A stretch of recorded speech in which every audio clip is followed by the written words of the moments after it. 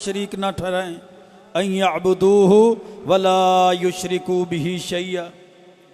और मेरे भाइयों, ये इतनी बड़ी बात थी कि अल्लाह के रसूल अलैहिस्सलातु वस्सलाम की इबादात की, आपकी नमाज़ों की हालत जब हम देखते हैं, अल्लाह के सामने घुटनों के बल बैठकर अपने हाथों को अपनी रानों पर, अपने घुटनों पर रख कर अपनी शहादत की उंगली के साथ इशारा करते हुए अपनी आँखों को अल्लाह के दर में, अल्लाह के सामने झुकाते हुए क्या फरमाते हैं? अत्तहियातु लिल्लाह वस्सलावात वत्तय्यिबात। ये कायनात के सबसे अजीम तरीन इंसान हैं, ये फरिश्तों के ताजदार पैगंबर हैं, ये नबियों के सरदार पैगंबर हैं। और क्या फरमा रहे हैं? या अल्लाह, मेरी सारी की सारी कौली इबादतें भी तेरे लिए हैं, मेरी सारी की सारी बदनी इबादतें भी तेरे लिए हैं, और मेरी सारी की सारी माली इबादत भी सिर्फ तेरे लिए। और यही अल्लाह का हुक्म था कुरान मजीद के अंदर, कुल इन्ना सलाती व नुसुकी व महयाया व ममाती लिल्लाहि रब्बिल आलमीन। है पैगम्बर ज़ीशान, फरमा दीजिए, इन्ना सलाती, मेरी नमाज भी अल्लाह के लिए है, मेरी ज़िंदगी भी अल्लाह के लिए है, मेरी कुर्बानी भी अल्लाह के लिए है, हत्ता कि मेरी मौत भी सिर्फ अल्लाह के लिए। मेरे भाइयों, सोचने वाली बात है, गौर फिक्र तदब्बर तफक्कुर का मकाम है। अगर कायनात के सबसे अजीम तरीन इंसान, कायनात के सबसे अजीम तरीन पैगंबर, कायनात के सरदार पैगंबर की इबादत अल्लाह के लिए हैं, उनकी जनाब माली इबादत, बदनी और कौली इबादत अल्लाह के लिए हैं, तो फिर आज एक इंसान की माली बदनी कौली इबादत अल्लाह के लिए क्यों नहीं है? उसकी नजर न्याज, उसकी माली इबादत, उसका क़याम, उसका रुकू, उसका सजदा गैरुल्लाह के लिए क्यों है? इबादत के अंदर जब अल्लाह के साथ किसी को शरीक किया जाएगा, अल्लाह की ज़ात में, अल्लाह की सिफ़ात में, अल्लाह रब्बुल इज़्ज़त के इख्तियारात में अगर किसी को शरीक किया जाएगा, इंसान के लिए कामयाबी नहीं है, इंसान के लिए नजात नहीं है, फिर इंसान के लिए सिर्फ हलाकत ही हलाकत है, फिर इंसान के लिए सिर्फ बर्बादी ही बर्बादी है। इसलिए अल्लाह के रसूल अलैहिस्सलातु वस्सलाम ने हज़रत मुआज़ रज़ी अल्लाह तआला अन्हु को फरमाया था कि अल्लाह का हक बंदों पर यह है, अय्यअबुदूहु वला युशरिकू बिही शैया, के बंदे सिर्फ अल्लाह की इबादत करें और अल्लाह के साथ किसी को शरीक ना ठहराएं। फिर फरमाया कि बंदों का हक अल्लाह पर क्या होगा कि जब बंदे अल्लाह का हक पूरा करेंगे, अल्लाह युअज़्ज़िबहुम, तो फिर अल्लाह उन बंदों को अजाब नहीं देगा, अल्लाह फिर ऐसे बंदों को जहन्नम में दाखिल नहीं करेगा, अल्लाह फिर ऐसे बंदों पर नाराज नहीं होगा, अल्लाह का गैज़ गज़ब और नाराज़गी नहीं होगी। फिर इसका फ़ायदा क्या होगा कि जब बंदे अल्लाह का हक पूरा करेंगे तो अल्लाह रब्बुल इज़्ज़त उनको अजाब नहीं देगा, बल्कि जहन्नम से बचाकर जन्नत में दाखिल कर देगा। ये मेरे भाइयों अल्लाह का हक है, ये अल्लाह का हक है। इस हक का ताल्लुक फिर सिर्फ रमज़ान के महीने के साथ नहीं है, बल्कि इस हक का ताल्लुक इंसान की सारी ज़िंदगी के साथ है, सारी सांसों के साथ है, उसके बचपन, जवानी और बुढ़ापे की उम्र के साथ है, उसकी पैदाइश से लेकर उसकी मौत के साथ है कि वो हर सूरत में अल्लाह के हक को पूरा करे। ये दो हुकूक में से पहला हक जो अल्लाह का बंदों पर है, और दूसरा हक बंदों का हक बंदों के ऊपर है। हुकूकुल्लाह के साथ हुकूकुल इबाद भी ज़रूरी है। अल्लाह के हुकूक की अदायगी के साथ बंदों के हुकूक की अदायगी भी ज़रूरी है।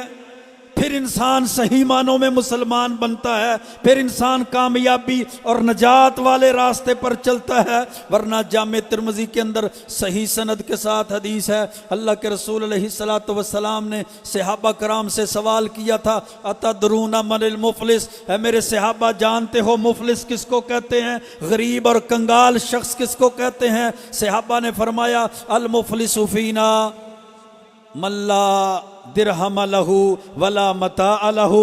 मुफलिस तो वो है जिसके पास दिरहम दीनार ना हो। मुफलिस और गरीब तो वो है जिसके पास दुनिया का मालो मता ना हो, जिसके पास रुपया पैसा ना हो, बैंक बैलेंस ना हो। आपने फरमाया नहीं मेरे साहबा, अल मुफलिस मिन उम्मती मन याती यौमल क़ियामा बिसलातिन व ज़कातिन व सियामिन व याती क़द शतम हाज़ा व अकल माल हाज़ा व सफ़क़ दम हाज़ा। मेरी उम्मत का मुफलिस शख्स वो है जो क़यामत के दिन अल्लाह के दरबार में इस हालत में आएगा कि उसके पास नमाजें भी होंगी, उसके पास रखे हुए रोज़े भी होंगे, उसके पास अदा की हुई ज़कात भी होगी, लेकिन वो लोग भी उसके साथ आ जाएंगे। इसने हुकूकुल्लाह तो पूरे किए थे, लेकिन वो लोग भी होंगे, किसी पर इसने जुल्म किया था, किसी को इसने गालियां दी थी, किसी का इसने खून भी बहाया था। हुकूकुल इबाद की अदायगी करने वाला ये शख्स नहीं था। अब इसके खिलाफ अल्लाह की अदालत में फैसला किया जाएगा। अल्लाह के रसूल अलैहिस्सलातु वस्सलाम ने फरमाया अब इसकी नेकियों को ले लिया जाएगा और उनके खाते में डाल दी जाएंगी जिस पर इसने जुल्म किया था।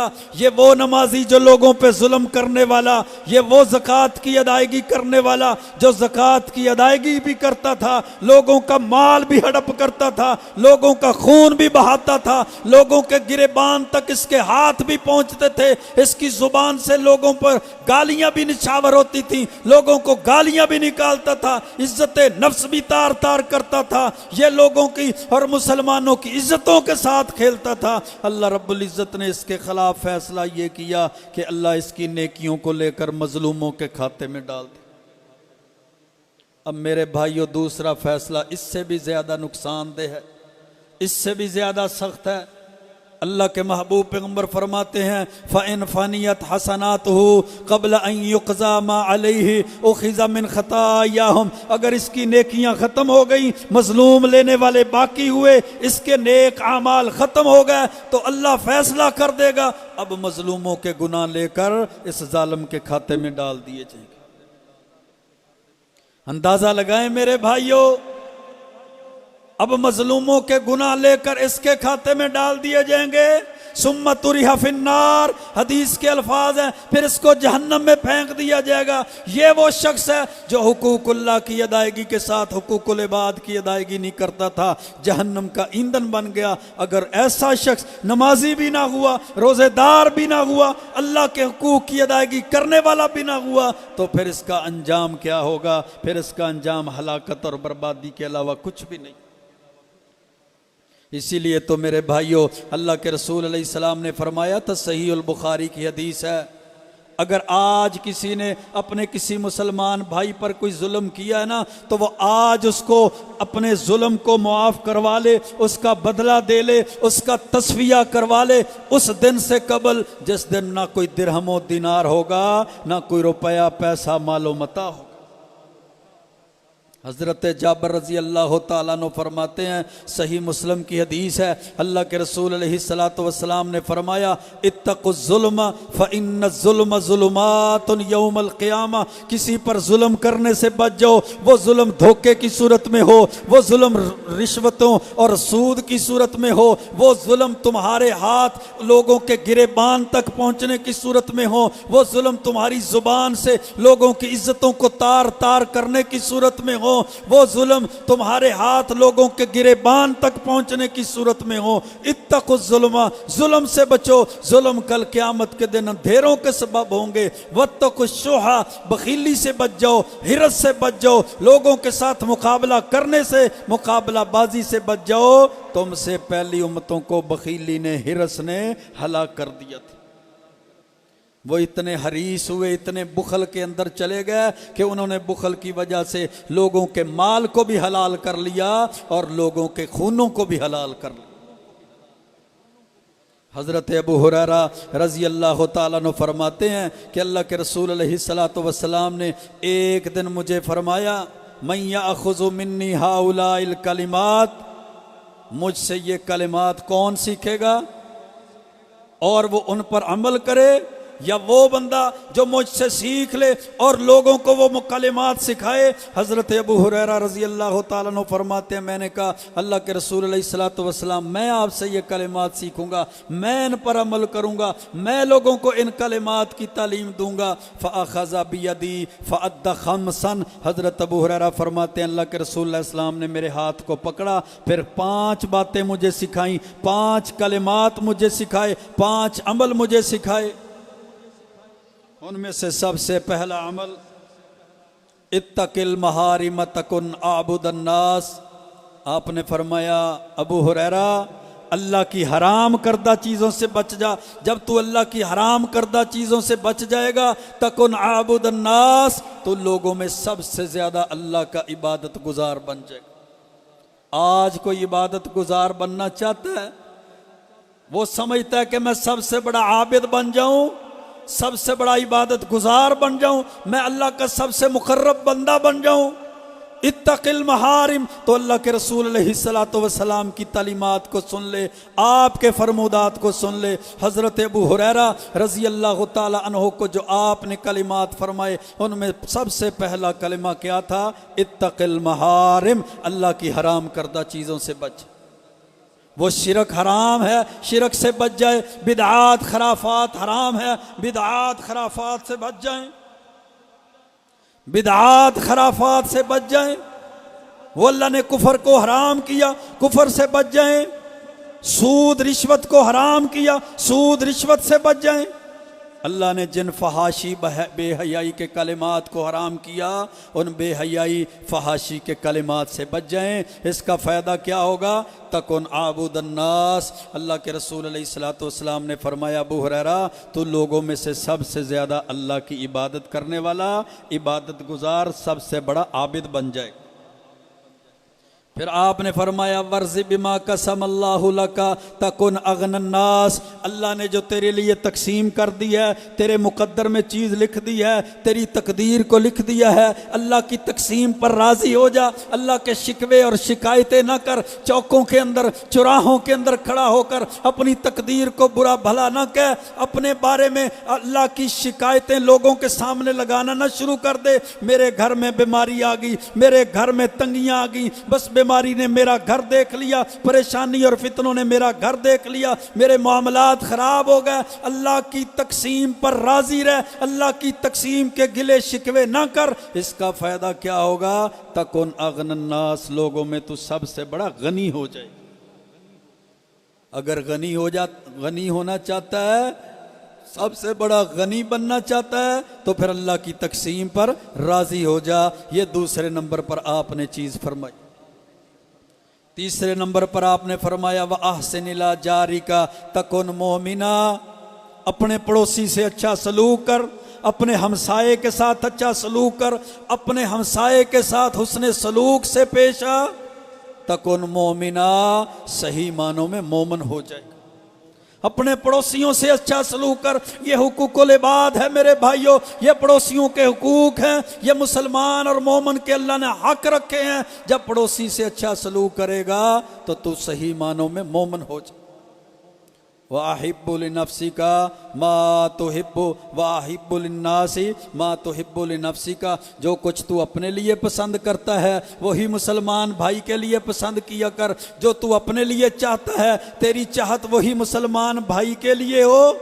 अगर तू अपने लिए इज्जत को पसंद करता है, अपने लिए मुकाम और मर्तबे को पसंद करता है, अपने लिए अच्छाई को पसंद करता है, अपने लिए खैर को पसंद करता है, तो फिर मुसलमान के लिए शर का ना सोच, मुसलमान के लिए बुरा ना सोच, मुसलमान के लिए नुकसान के बारे में ना सोच, मुसलमान की जिल्लत का ना सोच। इसका फ़ायदा क्या होगा? जो कुछ अपने लिए पसंद करता है वो मुसलमान भाई के लिए पसंद कर। तकुन मुस्लिमा, तो मुसलमान बन जाएगा, तू सही मानों में मुसलमान हो जाएगा। क्यों? अल्लाह के रसूल अलैहिस्सलातु वस्सलाम ने फरमाया था, अल मुस्लिमु मन सलिम अल मुस्लिमून मिन लिसानिही व यदिही। मुसलमान तो वो है जिसके हाथ से भी दूसरे मुसलमान महफूज हो जाएं और जिसकी ज़ुबान से भी दूसरे मुसलमान महफूज हो जाएं।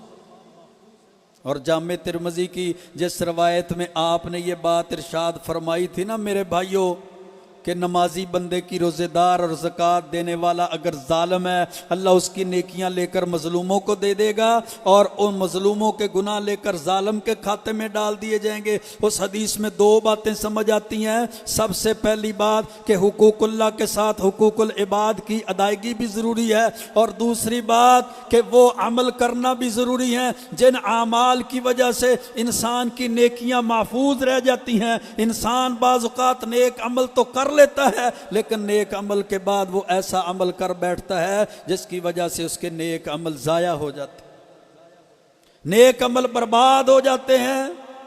जिस तरह अगर उसने शिरक कर लिया तो शिरक की वजह से भी उसकी नेकियां, उसकी नमाज, रोजे, हज, ज़कात, उसकी सारी की सारी जिंदगी के नेक आमाल शिरक करने की वजह से ज़ाया हो जाते हैं। अगर बिदआत और खराफात में पड़ गया तो बिदआत और खराफात की वजह से भी उसके नेक आमाल ज़ाया हो जाते हैं। कुफरिया कलिमात और कुफरिया आमाल की वजह से भी उसकी नेकियां ज़ाया हो जाती हैं। तो क्या सबक मिलता है? जिस तरह नेक आमाल करने मेरे भाइयों ज़रूरी हैं, इस तरह नेक आमाल की हिफाजत करना भी ज़रूरी है कि इंसान से कोई ऐसा अमल ना हो, ना उसके हाथ से, ना उसकी ज़ुबान से, ना उसके कलिमात से, ना उसके फ़ेल से, जिसकी वजह से खुदा न खास्ता उसके नेकियां ज़ाया हो जाएं, उसकी नमाजें पढ़ी हुई ज़ाया हो जाएं, उसके रखे हुए रोज़े ज़ाया हो जाएं, उसके सदका अदा किया हुआ ज़कातें दी हुई ज़ाया हो जाएं, उसके इत्तिकाफ़ात ज़ाया हो जाएं, उसके जनाब नफलो नवाफल ज़िक्र अज़कार ज़ाया हो जाएं।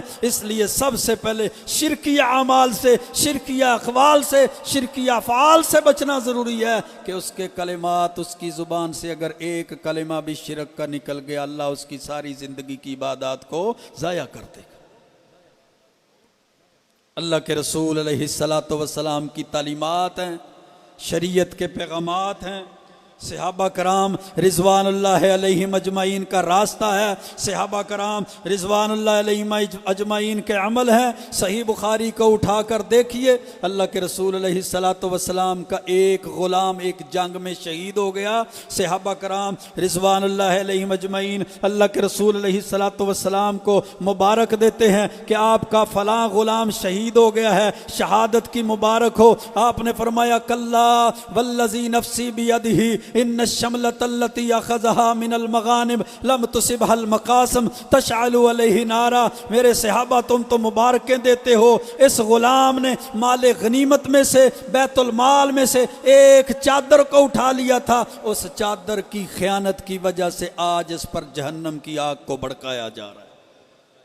वो चादर इसकी नहीं थी, किसी मुसलमान भाई की थी, इसने खयानत की थी, खयानत की वजह से आज इस पर जहन्नम की आग को भड़काया जा रहा है। एक सहाबी उठता है, घर में चला जाता है, दो चमड़े के तस्मे उठाकर वापस ले आता है, अल्लाह के रसूल अलैहिस्सलाम की खिदमत में पेश कर देता है। अल्लाह के रसूल अलैहिस्सलातु वस्सलाम की खिदमत में पेश करने के बाद क्या कहता है? अल्लाह के महबूब पैगम्बर, ये ज़रूरत के तहत चमड़े के मैं दो तस्मे ले गया था, ये मेरे तस्मे नहीं थे, किसी भाई के हैं, ये मैं वापस करता हूँ। आपने फरमाया मेरे सहाबी तूने अच्छा किया, ये हकीकत में चमड़े के तस्मे नहीं हैं बल्कि शिराकानी मिनन्नार, ये तो जहन्नम की आग के तस्मे, कि इन दो तस्मों की वजह से जहन्नम में जाने का सबब बन सकता था। आज देखें कितने लाखों की, हजारों की, करोड़ों की खयानतें हैं, लोगों के हक तलफी है, लोगों के कर्ज लेकर मारे हुए हैं, लोगों के हकों हुकूक को दबाया हुआ है।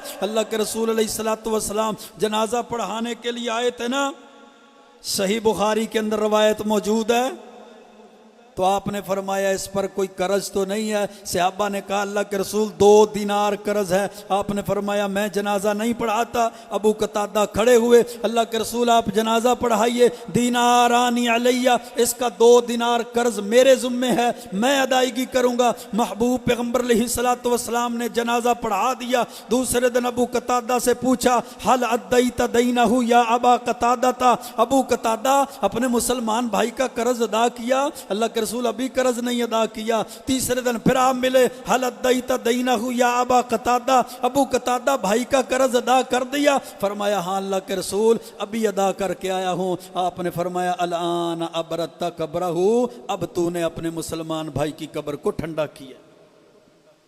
वो लाखों हजारों सैकड़ों करोड़ों में कर्ज नहीं था मेरे भाइयों, सिर्फ 2 दिनार कर्ज था, 2 दिनार। आज तो लेने वाला देने वाले का और देने वाला लेने वाले के मामलात की खराबी और मामलात की खराबी चाहता है। वो कहता है जिसके देने हैं वो मुझसे पहले ही मर जाए, मुझे देने ना पड़े। रस्मी तौर पर जनाजे पे ऐलानात हो जाते हैं, ना देने वाला देने की सूरत में आता है, ना लेने वाला तकाजा करने के तरफ आता है। वो लाखों हजारों का कर्ज उसी तरह उसके जुम्मे है, उसी तरह उसकी औलाद, उसके वारस, उसकी विरासत के मालिक बन जाते हैं, लेकिन उसके कर्ज की अदायगी देने की सूरत में किसी तरफ नहीं।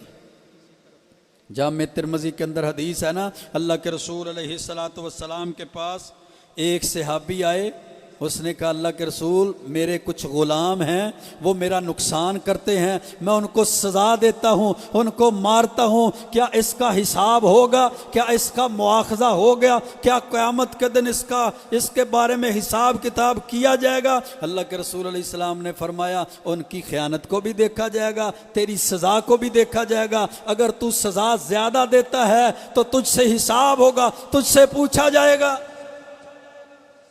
वो अल्लाह के रसूल सल्लल्लाहु अलैहि वसल्लम की मजलिस से उठकर दूर चला गया, जाकर बैठ गया, रोने लग गया, गिरिया जारी करने लग गया, उसकी आंखों से आंसू जारी हो जाते हैं, खशियत इलाही, खौफ इलाही तारी हो जाता है। वापस आता है अल्लाह के रसूल अलैहिस्सलातु वस्सलाम, उशहिदू का मैं आपको गवाह बनाकर कहता हूँ, अन्नहुम अहरारुन कुल्लुहुम, मैंने अल्लाह की रज़ा के लिए अपने सारे ग़ुलामों को आज़ाद कर दिया।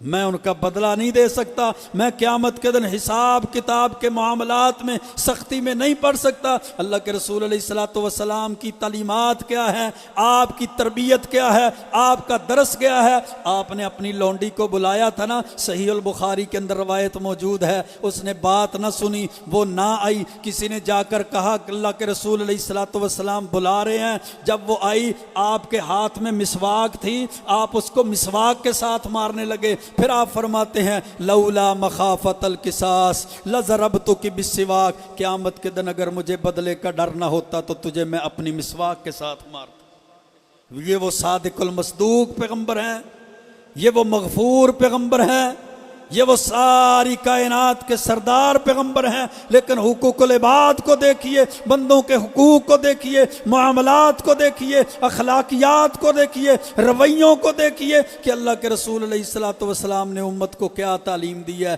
कि उम्मत भी सीख जाए हुकूकुल्लाह के साथ हुकूकुल इबाद की अदायगी ज़रूरी है। जिस तरह कामयाबी के लिए, नजात के लिए हुकूकुल्लाह ज़रूरी है, ईमानियात का दुरुस्त होना और मुकम्मल होना ज़रूरी है, इबादत का दुरुस्त होना और मुकम्मल होना ज़रूरी है। इसी तरह मेरे भाइयों, मुआमलात और अखलाकियात का दुरुस्त होना, मुआमलात अखलाकियात का दुरुस्त और मुकम्मल होना, रवैयों का दुरुस्त होना और मुकम्मल होना भी उसी तरह ज़रूरी।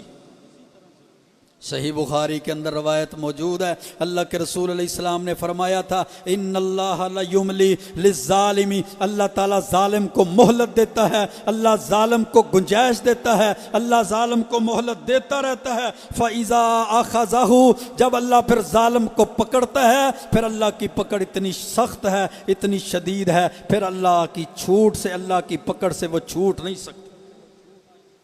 अल्लाह के रसूल अलैहिस्सलातु वस्सलाम ने फरमाया था, जामे तिरमिज़ी अबू दाऊद के अंदर रवायत है, आखिरी हदीस बयान करके अपनी बात को ख़त्म करता हूँ। आपने फरमाया था मेरे सहाबा, इन्ना फिल जन्नति गुरफन युरा ज़ाहिरुहा मिन बातिनिहा व बातिनुहा मिन ज़ाहिरिहा, कि जन्नत के अंदर अल्लाह ने ऐसे महल बनाए हैं, ऐसे कमरे, ऐसी कोठियाँ, बिल्डिंगें बनाई हैं कि जन्नती बंदा उन कमरों के अंदर बैठ कर बाहर का नज़ारा कर सकेगा, बाहर खड़ा होकर अपने महल्लात को अंदर के अंदर से देख सकेगा। फ़क़ाम आराबियुन, एक अराबी खड़ा हुआ, उसने कहा लिमन हिया या रसूल अल्लाह, अल्लाह के रसूल ये महल्लात, ये कोठियाँ, ये बंगले जन्नत के किसके लिए हैं? आपने फरमाया लिमन अताबल कलामा, जिसके अंदर ये 4 खूबियाँ मौजूद हैं। सबसे पहली खूबी लिमन अताबल कलामा, जो नरम गुफ्तगू करता है, जो अपने रवैयों को नरम रखता है, अपनी ज़ुबान को नरम रखता है, अंदाज को नरम कर लेता है, अल्फाज को